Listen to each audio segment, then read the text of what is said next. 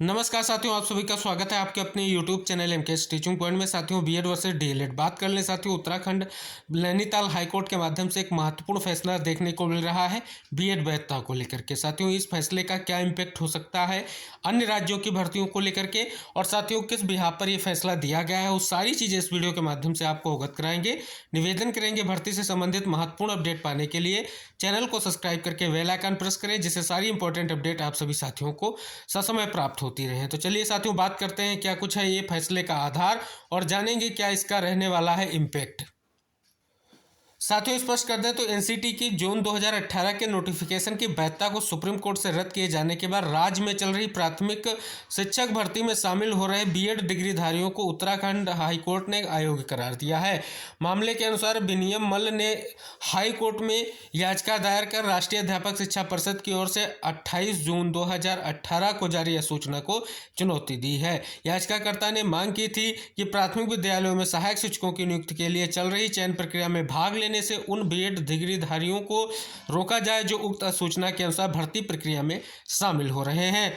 इस मामले में सरकार की ओर से बताया गया कि देवेश शर्मा बनाम भारत संघ और अन्य के मामले में सर्वोच्च न्यायालय ने राष्ट्रीय अध्यापक शिक्षा परिषद द्वारा जारी सूचना 28 जून 2018 को रद्द कर दिया है। इस आधार पर कार्यवाहक मुख्य न्यायाधीश न्यायमूर्ति मनोज कुमार तिवारी व न्यायमूर्ति विवेक भारती शर्मा की खंडपीठ ने याचिका को निस्तारित करते हुए उक्त सूचना के आधार पर नियुक्त प्रक्रिया में शामिल हो रहे बीएड डिग्री धारकों को प्राथमिक शिक्षक भर्ती में शामिल होने के लिए अयोग्य माना है। यह थी अधिसूचना। इस अधिसूचना के अनुसार जिसने एनसीटी से मान्यता प्राप्त किसी भी संस्थान से बैचलर ऑफ एजुकेशन की योग्यता हासिल कर ली है, उसे नियुक्ति के लिए विचार किया जाएगा, बशर्ते उसे प्राथमिक शिक्षक के रूप में नियुक्ति के 2 साल के भीतर अनिवार्य रूप से एनसीटी द्वारा मान्यता प्राप्त प्रारंभिक शिक्षा में 6 महीने का ब्रिज कोर्स करना होगा।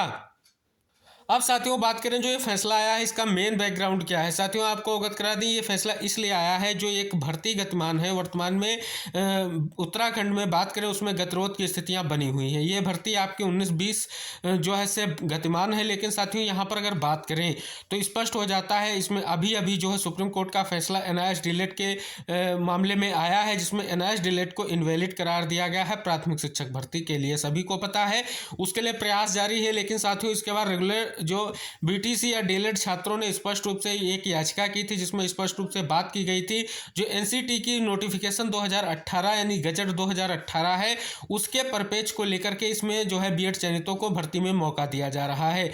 और साथियों सभी को बता दें 11/8/2023 यानी 11 अगस्त 2023 को फैसला आप सभी को पता है सुप्रीम कोर्ट की तरफ से आया है, जिसमें बीएड डिग्री धारकों को प्राथमिक शिक्षक भर्ती में इनवैलिड करार दिया गया है। और साथियों बात करें जो अधिसूचना है उसको भी रद्द किया गया है और स्पष्ट किया गया है कि ये जो है स्वतंत्र रूप से एनसीटी द्वारा नहीं बनाई गई एक गजट है। इस पर जो है कहीं ना कहीं केंद्र सरकार के जो है दबाव के कारण ये स्पष्ट रूप से आपकी जो है गजट बनी थी या सूचना जारी की गई थी, यानी सरकार के निर्देश पर यह सूचना आने के कारण इसको रद्द किया जाता, ऐसा स्पष्ट रूप से आप सभी को सुप्रीम कोर्ट का जो देवेश शर्मा वाला आर्डर है उसमें स्पष्ट हो रहा है।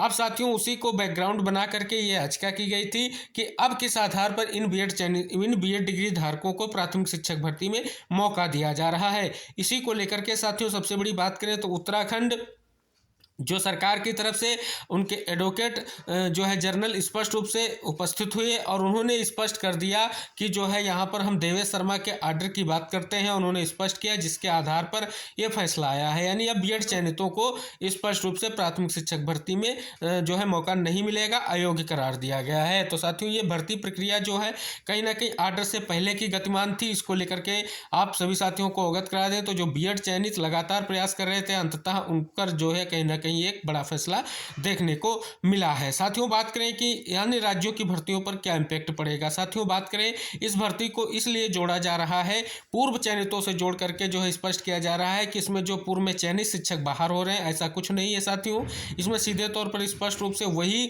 बीएड डिग्री धारकों को मौका नहीं मिलेगा, क्योंकि ये भर्ती प्रक्रिया वर्तमान में इन प्रोसेस है, यानी ऑन गोइंग भर्ती, इसलिए इसमें मौका नहीं मिलेगा। तो ये कहीं ना कहीं आर्डर ये नहीं स्पष्ट कर रहा है कि ये पूर्व के चयनित शिक्षक हैं उनको बाहर किया जाएगा। स्पष्ट ये किया जा रहा है कि जो अधिसूचना के आधार पर स्पष्ट रूप से भर्ती प्रक्रिया में शामिल करने का निर्देश दिया गया था, जब वो अधिसूचना ही रद्द हो गई है तो बीएड चयनितों को किस प्रकार प्राथमिक शिक्षक भर्ती में मौका दिया जाए जो वर्तमान में गतिमान है। तो सभी साथियों को अवगत करा दें इसका सीधा सा इम्पैक्ट यही है, आप सभी को पता है।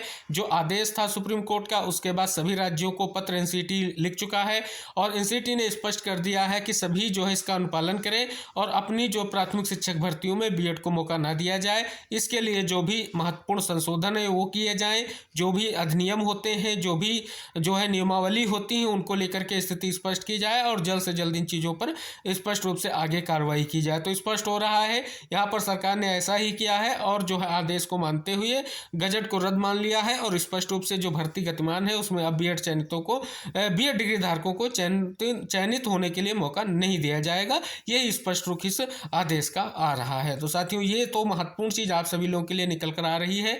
और साथियों, आपको अवगत करा दें कि अब जो है स्पष्ट रूप से जो रेगुलर डीएलएड छात्र हैं उन्हीं का चयन होना है। लेकिन साथियों, बात करें जिस प्रकार एनआईएस डीएलएड के अभ्यर्थियों को बाहर किया गया, कहीं ना कहीं वो भी अपनी चीज़ों को लेकर के लगातार प्रयास कर रहे हैं कि जल्द से जल्द जिस भी हाथ पर उनको जो है सुप्रीम कोर्ट ने निर्देश दिया उसके पर जो है वो विचार कर रहे हैं। यानी यहाँ पर अगर हम बात करें तो सुप्रीम कोर्ट के दोनों आदेश इस भर्ती पर लागू हो गए हैं और समय समय पर चीज़ें देख रहे हैं कि स्थिति स्पष्ट हो रही है। अब जो है कहीं ना कहीं जाकर के जो भर्ती की अड़चनें लगभग दूर हो चुकी हैं। और बात कर दें तो स्पष्ट रूप से पटना हाईकोर्ट के जजमेंट को लेकर के अगर बात करें तो साथियों वहां से स्पष्ट रूप से बीएड चयनितों को बाहर किया गया, लेकिन उस पर पेच में सरकार ने सुप्रीम कोर्ट जाने का निर्णय लिया है और यहाँ पर सरकार की तरफ से जो है सीधे तौर पर स्पष्ट कर दिया गया है कि अब जो है सुप्रीम कोर्ट के आदेश का पालन करते हुए इस भर्ती प्रक्रिया को संपन्न किया जाएगा। तो ये सारी चीज़ें आपको स्पष्ट हो गई होंगी। आई थिंक जो आर्डर था उसकी सारी चीज़ें आपको स्पष्ट हो गई, जो आपकी जिज्ञासाएँ हैं वो सभी स्पष्ट हो गई होंगी। जो भी आप सभी लोगों के लिए महत्वपूर्ण खबरें होंगी आपकी भर्ती से संबंधित होंगी, जरूर आपको वीडियो के माध्यम से अवगत कराई जाएंगी, चैनल के माध्यम से। तो आप सभी साथियों से निवेदन है, कृपया चैनल को सब्सक्राइब करके बेल आइकन प्रेस कर लें, जिससे इंपॉर्टेंट जानकारियां जो भी होंगी वो आपको वीडियो के माध्यम से अवगत कराई जाएंगी। मिलते हैं नेक्स्ट अपडेट के साथ, तब तक के लिए Jai Hind, bye bye, take care साथियों।